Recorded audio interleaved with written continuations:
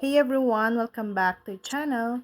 Today I'm gonna show you how to download WhatsApp on Android.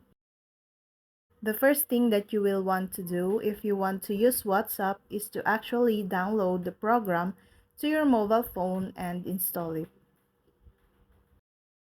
For the purposes of this tutorial, we'll be using a phone that runs the Android operating system and for an Apple iOS device. For detailed instruction on how to download and install WhatsApp, turn your mobile phone and find the Google Play or Play Store. Tap on it,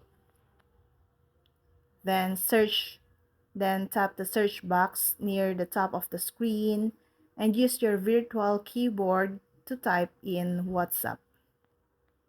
A menu should drop down with some search suggestions. Tap the one labeled WhatsApp Messenger, and you should be taken to a page with information about WhatsApp. Tap Install. On an Android device, you will be notified of what parts of your phone WhatsApp might need access to in order to function properly. Just tap Access. And if you're using an iOS device, you may be asked to log into your Apple account before you go any further.